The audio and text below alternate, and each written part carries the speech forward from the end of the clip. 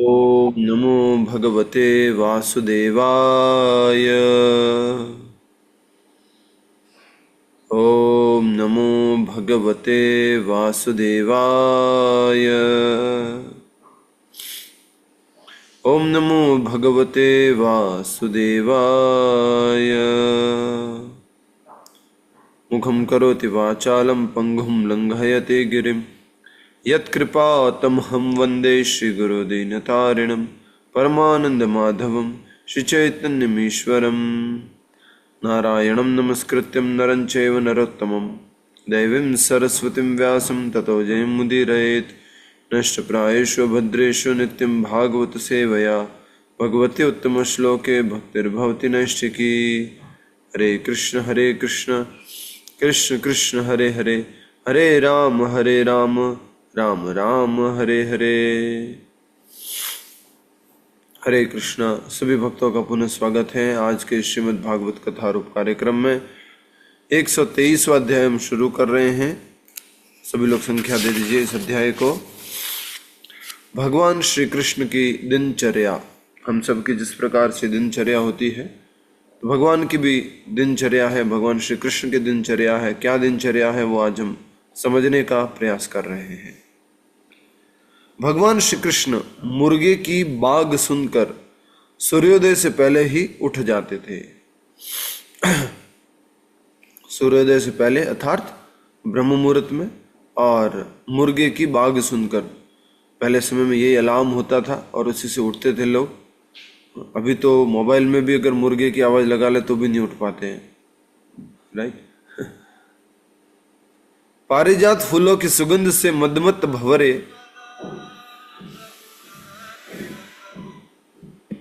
पारिजात फूलों की सुगंध से मदमत भंवरे उच्च स्वर में गुंजन करके पक्षियों को जगाने लगते, और वे पक्षी अपनी सुंदर चहचहाट से भगवान श्री कृष्ण को ऐसे जगा देते मानो राजकवि उनका यशोगान कर रहे हो।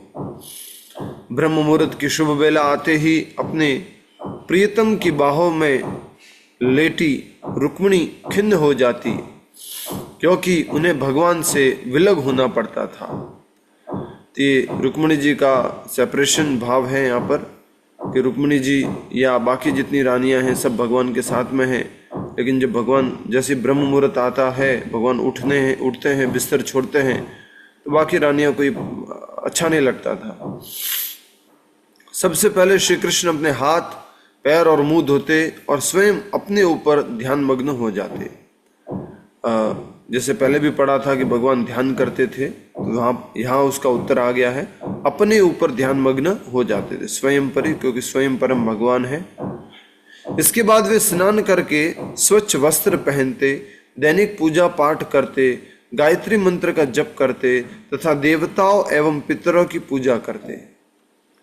ये भगवान की दिनचर्या है, और हम सबके सामने एक उदाहरण प्रस्तुत करने के लिए परम भगवान श्री कृष्ण इस प्रकार से कर रहे हैं। भगवान श्री कृष्ण को किसी भी प्रकार के नियमों का पालन करने की आवश्यकता, बोलिए, नहीं है। भगवान किसी भी प्रकार से तीनों गुणों के अंतर्गत नहीं आते। तो कृपया करके जल्दी से वो श्लोक निकालिए जिसमें भगवान कहते हैं कि मेरे लिए कोई कर्म नहीं है, तीनों लोकों में मेरे लिए कोई कर्म नहीं, फिर भी मैं लोगों के सामने उदाहरण प्रस्तुत करने के लिए मैं कर्म करता हूं। तीसरे अध्याय का श्लोक है, त्रिषु लोकेषु किश्चन।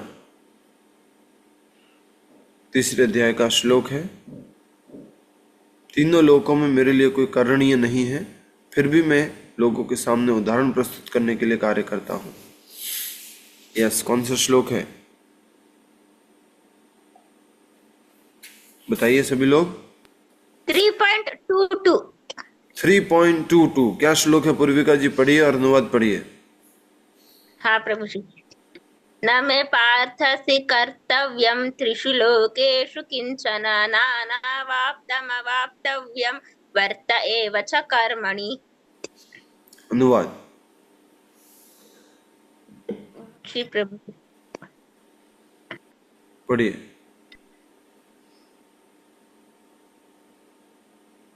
अनुवाद पढ़िए माता जी। प्रभु इंग्लिश में है। हाँ, इंग्लिश में पढ़ लीजिए। There is no duty for me to do in all three worlds. So, not do anything to gain or attain, yet I am engaged in prescribed duty.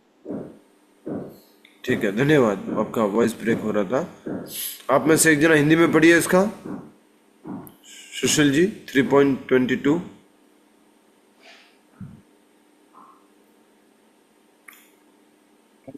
भगवान कहते हैं तीनों लोकों में मेरे लिए कुछ भी कर्म नियत नहीं है, ना मुझे किसी वस्तु का अभाव है और ना आवश्यकता ही है, तो भी मैं नियत कर्म करने में तत्पर रहता हूँ। यस, तीनों लोकों में मेरे लिए कोई कर्म नहीं है और नहीं मेरे को किसी वस्तु की आवश्यकता है, नहीं मुझे किसी का अभाव है, फिर भी मैं अपना नियत कर्म करता हूँ। आगे भगवान बताते हैं कि यद्यद आचरति श्रेष्ठ तत्तदेवेतरो जना, कि जैसे श्रेष्ठ लोग करते हैं दूसरे बाकी लोग उसको अनुकरण करते हैं। तो ये बहुत ही सुंदर बात यहाँ पर हमें समझने के लिए कि भगवान सुबह उठते हैं, हाथ पैर मुंह धोते हैं, ब्रह्म मुहूर्त में उठते हैं, अपने ऊपर ध्यान करते हैं, इसके बाद स्नान पूजा करते हैं, स्नान करने के बाद स्वच्छ वस्त्र पहनते हैं, दैनिक पूजा पाठ करते हैं, गायत्री मंत्र का जप करते हैं। तो आप में से किसी के मन में आ सकता है भगवान हरे कृष्ण मंत्र क्यों नहीं जप कर रहे? हरे कृष्ण कृष्ण कृष्ण हरे हरे, हरे राम राम राम हरे हरे। तो ये एक साधारण क्षत्रिय के रूप में भगवान श्री कृष्ण सबके सामने एक उदाहरण प्रस्तुत कर रहे हैं कि उनकी दैनिक दिनचर्या क्या होनी चाहिए। और क्षत्रिय धर्म या ब्राह्मण धर्म के गुणों के अनुसार वो 3 टाइम त्रिकाल संध्या करते हैं। त्रिकाल संध्या, संध्या का मतलब हो गया जहाँ पर 2 चीजें मिलती है।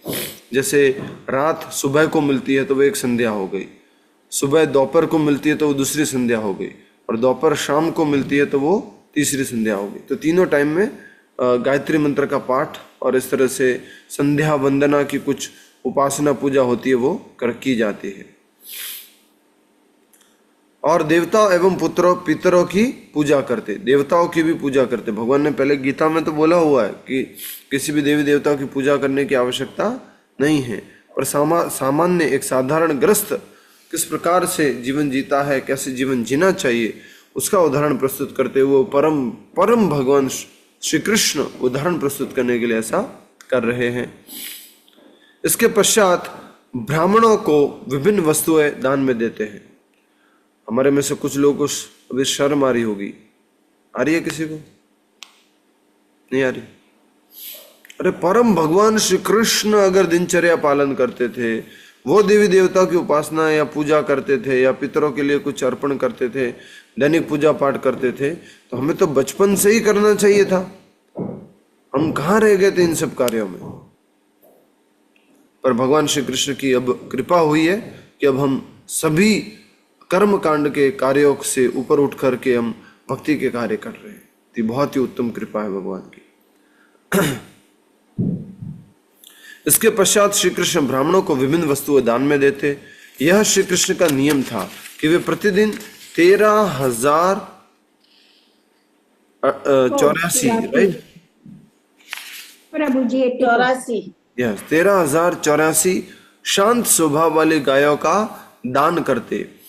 प्रचुर मात्रा में दूध देने वाली ये सब गाय सुंदर वस्त्रों से सजी होती और उनके खुर चांदी के मड़े होते। खुर में अर्थात पैरों में चांदी का कह सकते हैं एक प्लेट लगाते थे, तो चांदी है। और सिंग जो होते थे, सिंग में क्या लगता था? सोना। ठीक है। इसके बाद श्री कृष्ण दूध, अग्नि, शहद, घी, सोना तथा रत्नों का स्पर्श करते। फिर वे कौस्तुभ मणि एवं फूलों के हारों से स्वयं को सजाते और अपने शरीर पर चंदन आदि का लेप करते। तत्पश्चात श्री कृष्ण गाय और बछड़े की संगमरमर की मूर्ति को देखते और फिर वे भगवान विष्णु या शिवजी के मंदिर में पूजा करने के लिए जाते। हरि बोल। मंदिर जाया करो, भगवान कृष्ण भी जाते थे। ये सब किसके लिए हो रहा है? हमारे सामने एक आदर्श स्थापित करने के लिए। अगर कहा जाए भगवान श्री कृष्ण की बाल्यकाल की लीलाएं हाँ, उनको हम नकल नहीं कर सकते हैं, उनको हमें सही तरीके से समझना चाहिए। अभी हम ABCD वाले बच्चे हैं वो PhD का टॉपिक है लेकिन नहीं समझ पाते, तो भगवान ने हमें ऐसा भी करके बताया है जो एक साधारण व्यक्ति को करना चाहिए। अगर कोई गलती से कहे, गलती से तो नहीं, जानबूझ के कहे कि भगवान श्री कृष्ण की तो इतनी गोपियाँ थी, मैं भी इतनी सारी लड़कियां दोस्त रखूंगा और ऐसे करूंगा वैसे करूंगा, डांस करूंगा, तो उनको हम ये भी कह सकते हैं कि भगवान श्री कृष्ण ने गोवर्धन उठाया, भगवान श्री कृष्ण ने तो जो अगासुर को मारा, पुतना को मारा। साथ में ये भी कहेंगे कि द्वारका में भगवान श्री कृष्ण ने किया नियम पालन किए और जो है एक साधारण ग्रस्त का जीवन बिताया, वैसा भी आप बिता सकते हो क्या? वो तो परम भगवान है, कभी तुलना करनी नहीं चाहिए। फिर भी कोई इस तरह से तुलना करता है तो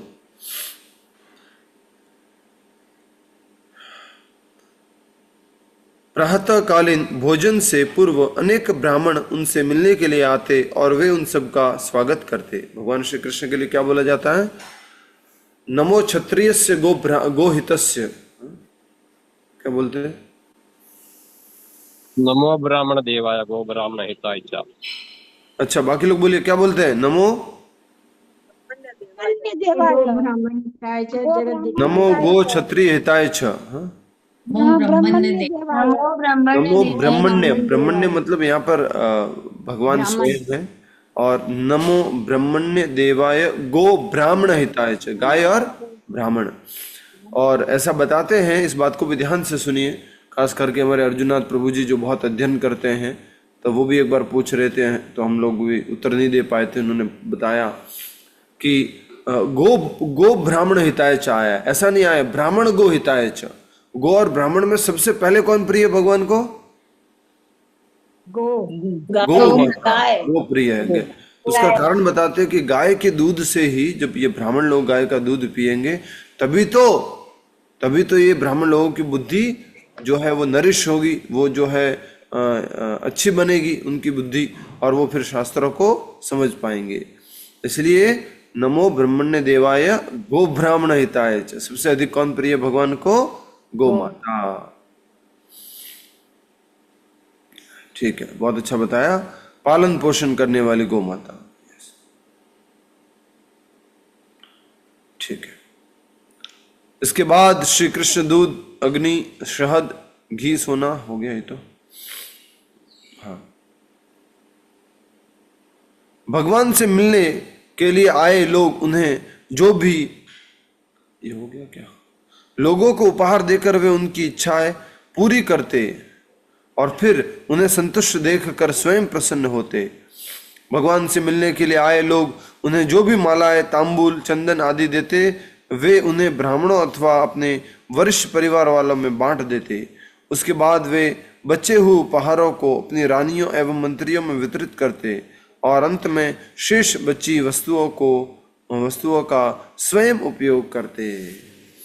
भगवान जो है, जो भी भेंट में आता था उनको, वो ब्राह्मणों को और वरिष्ठ परिवार वालों को और रानियों को, लास्ट में कुछ बचता था तो वो अपने लिए रखते थे।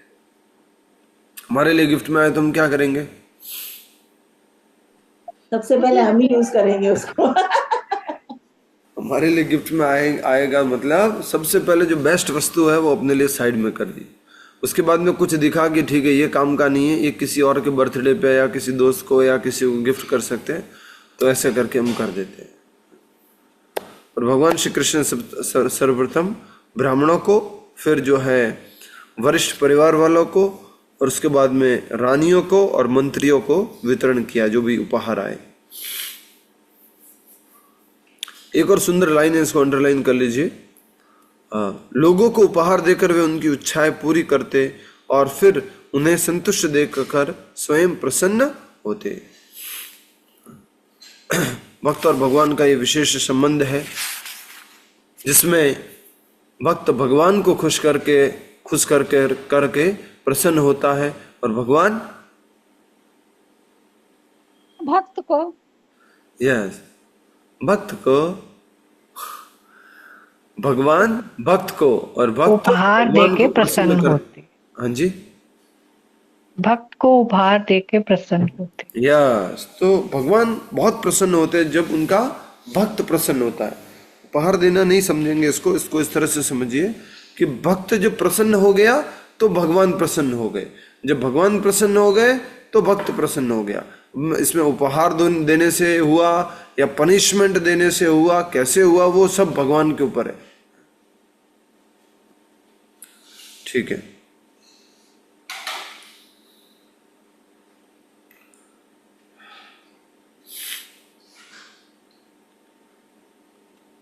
जैसे ही वे प्रातःकालीन कार्यों से निवृत्त होते, दारुक उनका रथ लेकर उनके सम्मुख हाथ जोड़े उपस्थित हो जाता। भगवान श्री कृष्ण सात्यकी और उद्धव के साथ रथ पर आरूढ़ हो जाते और मधुर मुस्कानों से उन्हें निहार रही रानियों के बीच अपनी सभा की ओर प्रस्थान करते। श्री कृष्ण जानते थे कि दिन भर उनकी विरह में रानियां अत्यंत पीड़ित रहेगी, इसलिए वे भी मुस्कुराकर उन्हें विदाई देते। इसे देखकर रानियों के हृदय और अधिक उनसे आकर्षित हो जाते। हरि बोल। यह आध्यात्मिक जगत में संभव है कि हमेशा ऐसा प्रेम बना रहे। भौतिक जगत में तो शुरुआत में यह विदाई देना और आना जाना हो तो बहुत बढ़िया करते हैं, लेकिन एक समय होने के बाद क्या हो जाता है, ठीक है मैं जा रहा हूँ, ओके सब खत्म हो जाएगा, सब खत्म हो जाता है। ठीक है मैं जा रहा हूँ, ठीक है ले आऊंगा, अपना काम कर लो, मेरे को मत बोलो ज्यादा। तो ये भौतिक जगत ऐसा ही है, लेकिन भगवान श्री कृष्ण दिव्य है, रानियां दिव्य है, उनके बीच में संबंध जो है वो दिव्य है।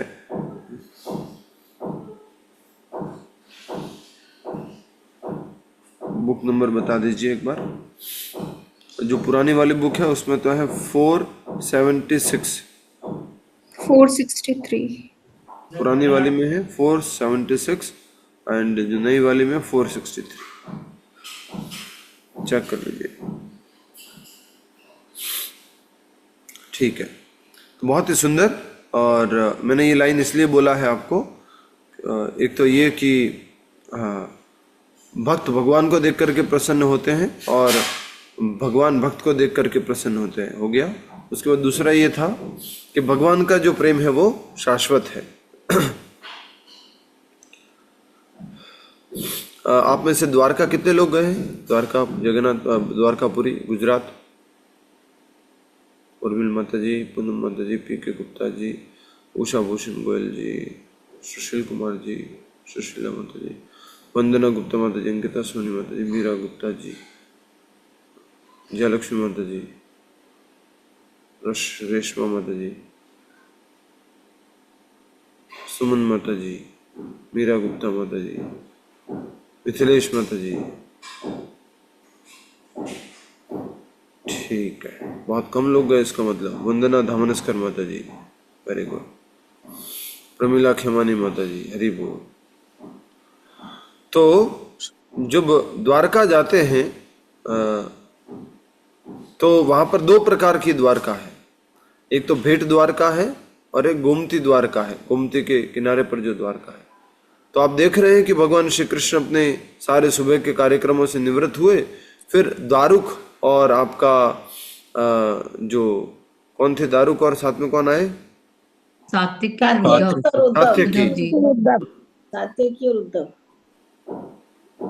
सात्विकी और उद्धव। ठीक है, दारुक उनका रथ लेकर के आया, दारुक भगवान का सारथी था, तो सात्यकी और उद्धव वहां पर आए।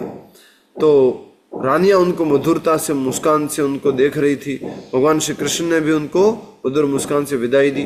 तो कहाँ जाते थे? आजकल के अगर ज्योग्राफिकल, आजकल की अगर सामाजिक भौगोलिक दृष्टि से देखें तो भगवान जो है भेंट द्वारिका से गोमती द्वारका जाते थे। रेजिडेंस टू ऑफिस, प्रभु जी। Residence to office, yes.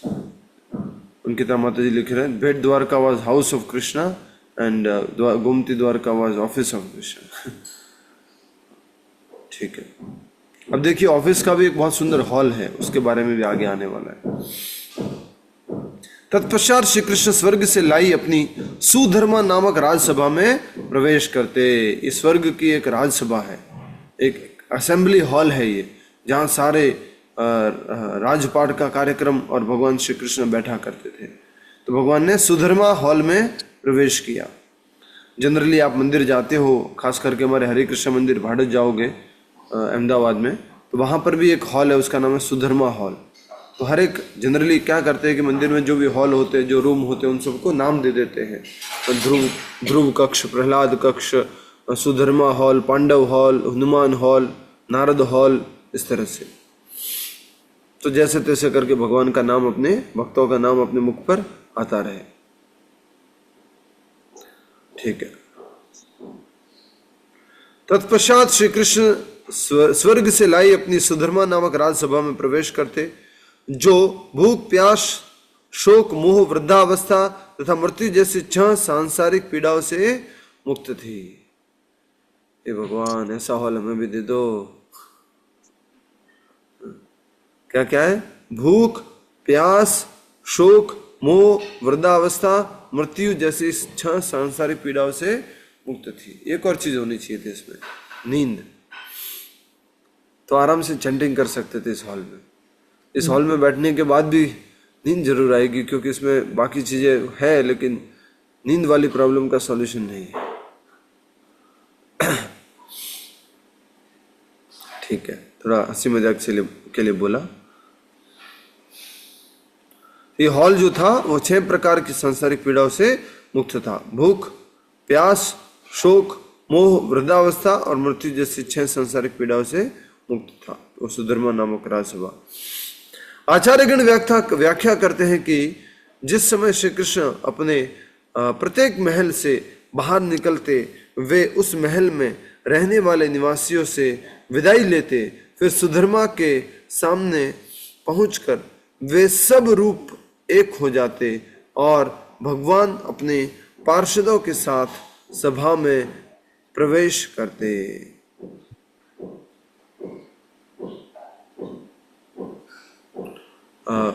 क्या क्या कह रहे हैं?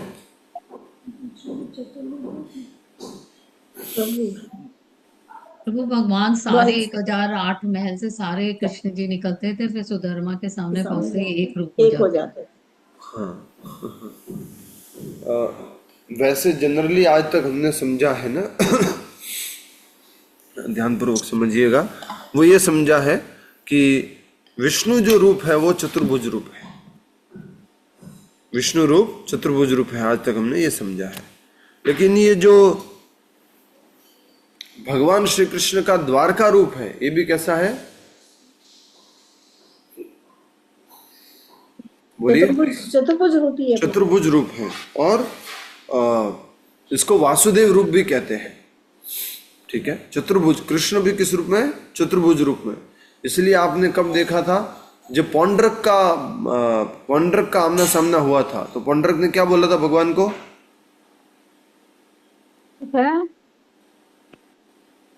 चतुर्भुज रूप।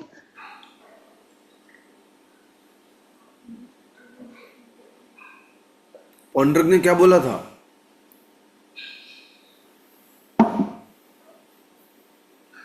तुम अपना सुदर्शन चक्र हटा दो। नकली चतुर्भुज रूप की बात हो रही है, तो चतुर्भुज से संबंधित तो कुछ बोला था पौंड्रक ने कि आपने हे ढोंगी कृष्ण, हे वासुदेव, ढोंगी वासुदेव, तुमने जो ये संघ चक्र गदा पद्म धारण कर रखा है उसको त्याग दो और मेरी शरण में आ जाओ। कौन बोला ये? ढोंगी। मैं ही एकमात्र वासुदेव हूँ। हाँ, मैं ही एकमात्र वासुदेव हूँ। तो उस समय भी हमने देखा था भगवान कृष्ण चतुर्भुज रूप में है। ठीक है, अभी हम आगे बढ़ते हैं। क्या लिखा हुआ है वापस से पढ़ना पड़ेगा ये वाला। आचार्यगण व्याख्या करते हैं कि जिस समय श्री कृष्ण अपने महल से बाहर निकलते थे, वे उस महल में रहने वाले निवासियों से विदाई लेते। ठीक है, बहुत ही सुंदर दिनचर्या का भाग है ये। महल में रहने वाले लोगों से क्या करना? विदाई लेना। फिर सुधर्मा के सामने पहुंचकर वे सब रूप एक हो जाते और भगवान अपने पार्षदों के साथ सभा में प्रवेश करते। तो कई बार ये प्रश्न उठता है कि 16,108 रूप थे, तो भगवान पौंड्र के सामने गए थे, तो कौन से कृष्ण गए थे? रुक्मिणी कृष्ण गए थे कि सत्यभामा कृष्ण गए थे कि जामवंती कृष्ण गए थे? कौन से कृष्ण गए थे? प्रद्युम्न के पिताजी गए थे कि सांब के पिताजी गए थे? कौन से कृष्ण गए थे? सिर्फ एक कृष्ण ही गए थे जो सबके रूप है। यस यस, ये अचिंत्य है, लेकिन हमारे समझने के लिए ऐसा है कि सब एक रूप हो जाते थे इस प्रकार से जब महलों से बाहर निकलते थे। वहां भगवान राज सिंहासन पर बैठकर अपनी दिव्य ज्योति प्रसारित करते। महान यदु शूरवीरों से घिरे श्री कृष्ण ऐसे प्रतीत होते मानो सितारों से घिरा चंद्रमा हो। विदूषक और जादूगर वहां आकर भगवान एवं उनके पार्षदों को हंसाते और इस प्रकार सभा का वातावरण तरोताजा हो जाता। इसके पश्चात नर्तकियों के साथ संगीत्य और पेशेवर कवि वहां आते और मृदंग, वीणा, बांसुरी तथा अन्य वाद्य यंत्रों के साथ भगवान का मनोरंजन करते। कई बार सभा में ब्राह्मण भी आते और वे सभा के सम्मुख वैदिक मंत्रों का उच्चारण करते तथा इतिहास में हुए महान राजाओं की गाथा सुनाते। कौन कौन? ब्राह्मण जो आते थे। ब्राह्मण जो आते थे, ठीक है। और कौन कौन भगवान को खुश करने की कोशिश करता? संगीतज्ञ, पेशेवर कवि, मृदंग वादन करने वाले, वीणा वादन करने वाले, बांसुरी वादन करने वाले और नर्तकी सब भगवान को प्रसन्न करने का कोशिश करते। फोटो डिस्प्ले कीजिए भगवान का। नहीं, गलत फोटो है। इस्कॉन की फोटो है एक। ये तो ब्रह्मा जी जब सब पहुंचे ना, वो वाली फोटो थी। ये तो सारे एक ब्रह्मा जी आए थे, तो फिर भगवान ने दूसरे ब्रह्मा जी को बुलाया।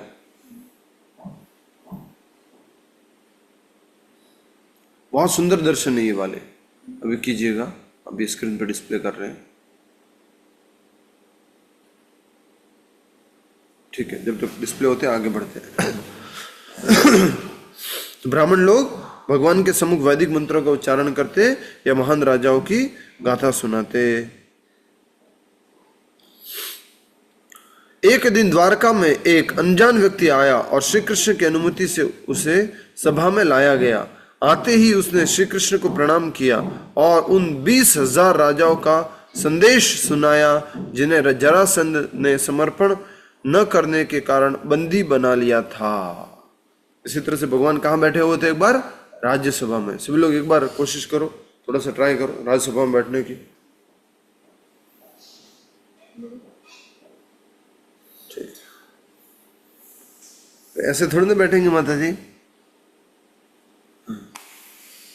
प्रभु सब थोड़ी ना राजा हो जाएंगे, एक ही राजा रहेगा, बाकी तो प्रजा ही रहेगी ना। राजा तो नहीं होंगे, लेकिन नाराजा हो जाएंगे। नाराज सब हो सकते हैं ना।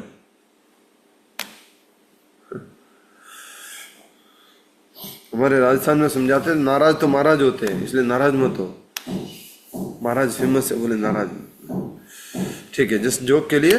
तो वहां पर एक अनजान व्यक्ति आया और उनके जो द्वारपाल थे भगवान के, वो द्वारपाल आकर के कहते हैं कि कोई अनजान व्यक्ति आया, आपसे मिलना चाहता है। भगवान ने उनको अनुमति दे दी, वो आया मिलने के लिए। और आते ही उसने श्री कृष्ण को प्रणाम किया और उन 20,000 राजाओं का संदेश सुनाया जिन्हें जरासंध ने समर्पण न करने के कारण बंदी बना लिया था। जरासंध जो है बहुत शक्तिशाली राजा थे और उन्होंने भगवान के साथ कितनी बार लड़ाई की थी? 18 बार। 18 बार। 17 बार के बाद 18 बार की, जब भगवान जो है रण छोड़ दिए थे, पूरी की पूरी मथुरा नगरी को द्वारका में चेंज कर दिए थे, शिफ्ट कर दिए थे। ये देख सकते हैं भगवान श्री कृष्ण राजसभा में बैठे हुए और भी बाकी सब लोग हैं।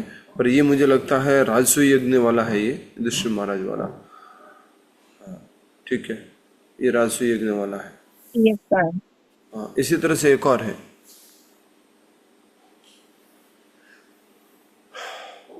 तो 20,000 राजाओं को जो बंदी बनाया था जरासंध ने, उसका संदेश एक व्यक्ति, अनजान व्यक्ति जो संदेशवाहक थे, वो सुनाने के लिए आए।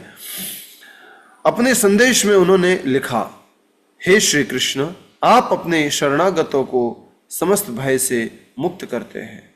फिर आपके साम्राज्य में यह कैसे संभव है कि जरासंध जैसा दुष्ट हमें कैद रख कर इतनी यातनाएं दे रहा है, इस पर विचार करके हम भ्रमित हो रहे हैं और इस निष्कर्ष पर पहुंचे हैं कि जरासंध हमें हमारे पूर्व पाप कर्मों के फल प्रदान करने वाला मात्र एक साधन है। हरि बोल, हरि बोल। एक बार सभी लोग बोले हरि बोल। ये बात बहुत ही शिक्षाप्रद है कि इतने राजा, वो ठीक है भगवान से कह रहे हैं कि आपके राज्य में ऐसा नहीं होना चाहिए था, लेकिन फिर भी क्या कह रहे हैं, अगर हुआ है उसका कारण कौन है? बोलो। हमारे पूर्व जन्म के पाप कर्म। पूनम माता जी, कौन कारण है? पूर्व जन्म के पाप कर्म। जन्म के कर्म, कभी हमारे पूर्व जन्म के कर्म। यस, पहले भी इस तरह से हमने बहुत सुंदरता से पढ़ा था कि कैसे जो भक्त लोग होते हैं वो किसी और को दोषी नहीं ठहराते हैं। अगर आज जीवन में कुछ भी घटना घट रही है तो वो उनके पूर्व कर्मों के कारण है, ऐसा वो समझते हैं। तो यहाँ कहा गया, हे श्री कृष्ण, आप अपने शरणागतों को समस्त भय से मुक्त करते हैं, फिर आपके साम्राज्य में यह कैसे संभव है कि जरासंध जैसा दुष्ट हमें कैद रखकर इतनी यातनाएं दे रहा है? इस पर विचार करके हम भ्रमित हो रहे हैं और इस निष्कर्ष पर पहुंचे हैं कि जरासंध हमें हमारे पूर्व पाप कर्मों के फल प्रदान करने वाला मात्र एक साधन है। हमने शास्त्रों से सुना है कि जो भी मनुष्य आपकी शरण लेता है वह तक्षण समस्त पाप फलों से मुक्त हो जाता है। कौन से शास्त्र में कौन सा श्लोक है? हरि बोल। भगवद गीता में प्रभु जी। यस, कौन सा श्लोक है? प्रभु सर्वधर्मन्य परित्यज्य मन मना मत भक्तो। आप ही बोलो। सर्वधर्माणं परित्यज्य मामेकं शरणं व्रज। 18.66। यस, मैंने आपको निवेदन किया है, मेरे यहाँ उपस्थित सभी माता जी और प्रभु जी, बहुत बार निवेदन किया है, फिर आपको सपने में भी कोई उठाए ना, हरि बोल। 18वें अध्याय का 65वां श्लोक कौन सा है? मन मना भव मद भक्तो मध्या जी माम नमस्कुरु मामे वेशिष्य सत्यम ते प्रतिजाने प्रियोसी में। और उसके तुरंत बाद चलेगा। कोई पूछे आपसे समर्पण का श्लोक बताओ गीता का? हाँ, समर्पण, सरेंडर। Okay okay okay. सर्वधर्मान परित्यज्य मामेकं शरणं व्रज अहम त्वाम सर्व पापेभ्यो मोक्षयिष्यामि मा शुचः। मैंने एक सेकंड के लिए पहचाना नहीं। आए आकाश। कि जो जरासंध थे उन्होंने जो है 20,000 जो राजाओं को बंदी बना लिया था, और 16,100 कन्याओं को किसने बंदी बनाया था?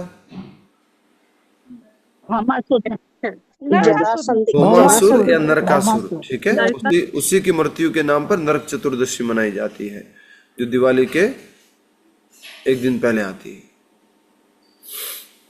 ठीक है, तो ये जो पत्र लिखा है, जो संदेश आया है, तो सारे 20,000 लोग मिलकर के पत्र में ये लिखे हैं कि हमने शास्त्रों से सुना है कि जो भी मनुष्य आपकी शरण लेता है वह तक्षण समस्त पाप और फलों से मुक्त हो जाता है। जब बार बार ये बातें दोहराते हैं ना, तो उसकी प्रमाणिकता क्या होती है और सिद्ध होती है। ठीक है, गीता में भी ये बोला है और ये राजा लोग भी यही बोल रहे हैं, मतलब बिल्कुल सत्य बात है। इसलिए हम पूरे हृदय से आपकी शरण लेते हैं। हमें पूरा विश्वास है कि आप हमें 10,000 हाथियों का बल रखने वाले मगध राज के चंगुल से मुक्त करने के लिए अवश्य आएंगे। आपने जरासंध के साथ 17 बार युद्ध किया और हर बार उसे पराजित किया, परंतु 18वां बार आपने एक साधारण मनुष्य के समान व्यवहार करते हुए जरासंध को विजयी होने के भ्रम में डाल दिया। भगवान क्या कर दिए थे? छोड़ दिए थे, रण को छोड़ दिए थे, द्वारका नगरी में पूरा मथुरा नगरी को शिफ्ट कर दिया था।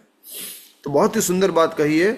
और एक बात और हम ध्यान रख सकते हैं कि मात्र भगवान ऐसा नहीं था कि अच्छा कंवारी कन्याओं की तरफ से जो प्रपोजल आया था उनको छुड़ाने का, तब तो चले गए थे। ये बुढ़े आधे अधेड़ के राजा, इनकी तरफ से प्रपोजल आया तो भगवान क्यों जाएंगे? नहीं। ठीक है, इस बात को अच्छे से समझना है। भगवान जो है उनको भी छुड़ाने के लिए जाएंगे। हे भगवान, हम जानते हैं कि जरासंध ने कभी भी आपके ऊपर विजय प्राप्त नहीं की थी। मगध राज, ठीक है, जरासंध है वो, परंतु वह मूर्ख आपकी चाल को न समझने के कारण अत्यंत घमंडी बन गया।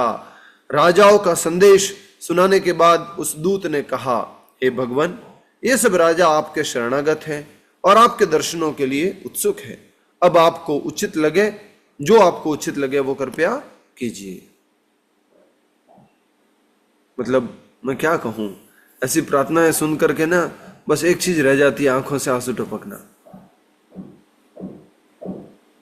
हम जैसे लोग होते तो क्या करते, नहीं भगवान आपको करना ही पड़ेगा। ये दूत क्या बोल रहे हैं, आपने इन राजाओं की सारी बातें, निवेदन, संदेश सुना, तो आपको जो उचित लगे वो कीजिए। हमेशा भगवान के ऊपर हमें इस तरह का समर्पण करना है। Whatever you desire O my lord, जैसा आप उचित समझो वैसा करो। हम कैसे हैं, डिमांडिंग, अभी चाहिए, ऐसा होना चाहिए, भगवान मेरे को दे दो। कैसा होना चाहिए, समर्पण। जैसा आपको उचित लगे वैसा कीजिए, यथा इच्छसी तथा कुरु। भगवान ने अर्जुन को भी ये फ्रीडम दी, मैंने तुम्हें ये सत्संग सुनाया, मैंने तुम्हें ये गीता का संदेश उपदेश सुनाया, अब तुम्हें जो इच्छा है वो करो। कुंती महारानी भी इसी प्रकार कहती है, आपकी जो इच्छा है वो करो। तो बहुत ही सुंदर इन राजाओं की प्रार्थना थी, जो एक दूत लेकर के आया और इस प्रकार से बोला, जो आपको उचित लगे वो कृपया कीजिए। उसी समय नारद मुनि वहां पहुंचे। वे सूर्य के समान तेजस्वी दिख रहे थे। अपने मंत्रियों सहित आसन से उठकर श्री कृष्ण ने उनका स्वागत किया और सिर झुकाकर उन्हें प्रणाम किया। सब बातों को नोट करना है, ऐसे नहीं कि भगवान तो देखो दिनचर्या पालन कर रहे थे। नारद मुनि पहले भी आए थे तो भगवान ने क्या किया था, और आसन पर बिठाया था। किया था। उनके चरणों को प्रक्षालन धोया था और उस जल को अपने सिर पर डाला था और अपने रानियों पर भी डाला था। यह आदर सत्कार भगवान ने प्रकट किया। हाँ, मतलब मैं अदरवाइज मत लीजिएगा, जब भी घर में प्रभुपाद जी आए या प्रभुपाद जी के अच्छे वैष्णव शुद्ध भक्त आए, अच्छे भक्त लोग आए, तो आपका भी स्वागत का तरीका बहुत उच्च कोटि का होना चाहिए। अच्छे चंचलापति प्रभु, मधु पंडित प्रभु जी या जो वरिष्ठ वैष्णव है, जो आज अच्छे से प्रचार कार्य कर रहे हैं, अच्छे तरीके से प्रभुपाद जी के आदेश का पालन कर रहे हैं, अच्छे वैष्णव जब आपके घर आए तो उनको अच्छे से स्वागत, आदर सत्कार करना चाहिए। मेरे जैसे का नहीं है, मैं उस लायक नहीं हूँ। जस्ट एक सीनियर वैष्णव जो प्रभुपाद जी के भक्त हैं, जो अच्छे से सेवा कर रहे हैं, जो उनके आदेश का पूरी तरह से पालन कर रहे हैं, उनका स्वागत अच्छे से हमें आदर सत्कार करना चाहिए। ठीक है। तो नारद मुनि का भगवान श्री कृष्ण ने स्वागत किया और उनको प्रणाम किया और शीश झुकाकर उन्हें प्रणाम किया। नारद मुनि को एक सुखद आसन पर बैठाकर श्री कृष्ण ने साधु संतों के लिए उपयुक्त रीति से उनका आदर सत्कार किया। तब भगवान ने कहा, चूंकि आप संपूर्ण ब्रह्मांड में भ्रमण करते हैं, इसलिए आपसे हमें सब समाचार प्राप्त हो जाते हैं। कृपया बताइए कि पांडव कैसे हैं और वे क्या योजनाएं बना रहे हैं। नारद मुनि से कहा, आप सब जगह भ्रमण करते हैं, क्या समाचार लाए हो, बताओ। हस्तिनापुर से, इंद्रप्रस्थ से क्या समाचार लाए हो। पांडवों के बारे में, युधिष्ठिर महाराज की योजनाओं के बारे में पूछा। नारद मुनि ने उत्तर दिया, हे सर्वशक्तिमान प्रभु, भला आपके प्रयोजन को कौन जान सकता है। परमेश्वर होते हुए भी आप एक साधारण मनुष्य जैसा व्यवहार कर रहे हैं। इसलिए आपका यह प्रश्न सुनकर मुझे आश्चर्य नहीं हुआ और अब मैं आपको युधिष्ठिर महाराज की योजनाओं के विषय में बताता हूं। पहले भी नारद मुनि ने कहा था मुझे आश्चर्य नहीं हुआ, किस बात पर। पहले जब भगवान महल में साधारण, महल में जब रुक्मणी जी के साथ विराजे हुए थे तब नहीं, नारद मुनि को आश्चर्य क्यों नहीं हुआ। भगवान शो कर रहे हैं कि उन्हें कुछ पता नहीं है। रुक्मणी जी के साथ बैठे थे, अलग अलग महलों में थे, और भगवान जब नारद मुनि के चरण धो रहे थे तब नारद मुनि ने समझ लिया, खास करके जब चरण धो रहे थे, बोले भगवान ऐसा क्यों कर रहे हैं, क्योंकि एक आदर्श स्थापित करना चाहते हैं। तो इसलिए हमें समझना होगा। कई बार इस बात को ध्यान से सुनिए प्लीज, वेरी इंपॉर्टेंट। कई बार दूसरे जो लोग हैं जो देवी देवताओं के उपासक है बस आर्ग्यूमेंट देते हैं कि देखो भगवान देवी देवताओं की पूजा करते थे और तुम कहते हो कि कृष्ण की पूजा करो, देवी देवता भगवान नहीं है, देवी देवता तो जस्ट भगवान के मैसेंजर है, भगवान के नियामक प्रतिनिधि है, भगवान मात्र साधारण मनुष्य के समान, राजा के समान, पिता के समान उदाहरण प्रस्तुत करने के लिए इस प्रकार की लीला कर रहे हैं। ठीक है, इसलिए आपका यह प्रश्न सुनकर मुझे आश्चर्य नहीं हुआ और मैं आपको युधिष्ठिर महाराज की योजनाओं के विषय में बताता हूं। यद्यपि महाराज युधिष्ठिर राजसी ठाट बाट से रह रहे हैं, परंतु फिर भी वे राजस्व यज्ञ में आपकी पूजा करके निष्कंटक साम्राज्य प्राप्त करना चाहते हैं। वे आपके संग के लिए लालायित हैं, इसलिए कृपया उनकी यह इच्छा पूरी कीजिए। इस यज्ञ में चारों दिशाओं से महान राजा एवं देवगण भाग लेने आ रहे हैं और वे सब आपके दर्शनों के लिए उत्सुक हैं, परंतु चूंकि उस समय श्री कृष्ण और उनके मंत्री जरासंध पर आक्रमण करने की योजना बना रहे थे, इसलिए उन्हें नारद मुनि का प्रस्ताव इतना आकर्षक नहीं लगा। इसलिए श्री कृष्ण ने मुस्कुराकर उद्धव की ओर देखते हुए कहा, उद्धव तुम मेरे सबसे घनिष्ठ मित्र हो और चूंकि तुम्हारी सलाह हर समय सही होती है, इसलिए मैं इस विषय में तुम्हारे विचार जानना चाहता हूं। बताओ, कृपया बताओ किस परिस्थिति में हमें क्या करना चाहिए। हमें तुम्हारे निर्णय का पूरा भरोसा है। उद्धव भली भांति जानते थे कि सर्वज्ञ होते हुए भी भगवान भ्रमित हुए एक साधारण मनुष्य के समान व्यवहार कर रहे हैं, परंतु भगवान की आज्ञा का पालन करते हुए उन्होंने कुछ कहना आरंभ किया। तो भगवान के सामने दो प्रपोजल आए थे। क्या क्या प्रपोजल आए थे बोलो? प्रभु या तो एक युधिष्ठिर तो महाराज के 20,000 अश्वमेध याग को संदेश भेजा था। भेजा या फिर लेकिन युधिष्ठिर का यस, एक तो प्रपोजल ये आया, भगवान ने पूछा सामने से कि पांडव लोग कैसे हैं, क्या कर रहे हैं, युधिष्ठिर महाराज कैसे हैं। तो नारद मुनि ने बता दिया कि राजसूय यज्ञ की तैयारी कर रहे हैं और राजसूय यज्ञ में आपकी उपस्थिति अनिवार्य है, आपको आना है। और युधिष्ठिर महाराज जो है वो एक चक्रवर्ती साम्राज्य, निष्कंटक राज्य प्राप्त करना चाहते हैं, तो इसलिए आपकी उपस्थिति अनिवार्य है। लेकिन उससे पहले किसने बोला था? 20,000 राजाओं के आजाद करने के लिए संदेश वाहक ने बताया था कि उनको आजाद करना है, वो आपके शरणागत हैं, आपके अलावा उनकी कोई रक्षा नहीं कर सकता है। वो ऐसा करके उन्होंने पूछा था। राजसूय यज्ञ क्या होता है प्रभु जी? हाँ, राजसूय यज्ञ इस प्रकार से यज्ञ है जो पूरे राज्य, सारे राज्यों में अपना राज्य अधिकार, अपना राज्य को फैलाते हैं, उनकी ही सारी नियमावली चलती हैं और कोई भी आपसे ईर्ष्या न करते हुए आपकी पराधीनता को स्वीकार करता है, आपके अंडर में रहना स्वीकार करता है।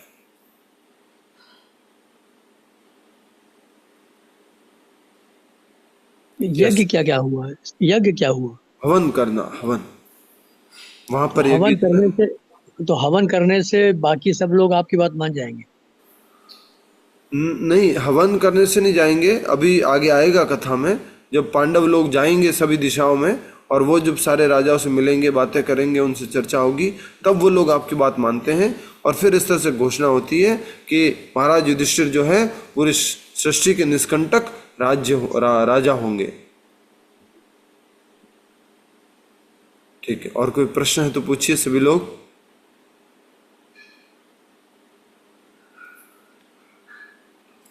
कोई भी प्रश्न? प्रभु जी, उद्धव और सात्यकी जब भगवान के साथ रथ